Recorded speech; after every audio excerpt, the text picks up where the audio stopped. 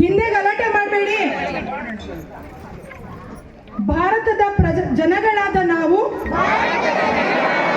ಭಾರತವನ್ನು ಒಂದು ಸಾರ್ವಭೌಮ ಸಮಾಜವಾದಿ ಸರ್ವಧರ್ಮ ಸಮಭಾವದ ಪ್ರಜಾಸತ್ತಾತ್ಮಕ ಎಲ್ಲ ಗ್ರಾಮಗಳಿಂದಲೂ ನೂರಾರು ಜನ ಆಗಮಿಸಿದ್ದರು.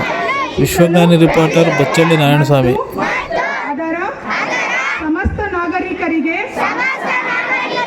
ಸಾಮಾಜಿಕ ಆರ್ಥಿಕ ಮತ್ತು ರಾಜಕೀಯ ನ್ಯಾಯ, ವಿಚಾರ, ಅಭಿವ್ಯಕ್ತಿ, ವಿಶ್ವಾಸ, ಧರ್ಮಶ್ರದ್ಧೆ ಮತ್ತು ಉಪಾಸನಾ ಸ್ವಾತಂತ್ರ್ಯ, ಸ್ಥಾನಮಾನ ಹಾಗೂ ಅವಕಾಶ ಸಮಾನತೆ ದೊರೆಯುವಂತೆ ಮಾಡಲು ಮತ್ತು ವ್ಯಕ್ತಿ ಗೌರವವನ್ನು, ರಾಷ್ಟ್ರದ ಏಕತೆಯನ್ನು ಹಾಗೂ ಅಖಂಡತೆಯನ್ನು ಸುನಿಶ್ಚಿತಗೊಳಿಸಿ ಅವರಲ್ಲಿ ಭ್ರಾತೃಭಾವನೆಯನ್ನು ವೃದ್ಧಿಗೊಳಿಸಲು ಶ್ರದ್ಧಾಪೂರ್ವಕ ಸಂಕಲ್ಪ ಮಾಡಿದವರಾಗಿ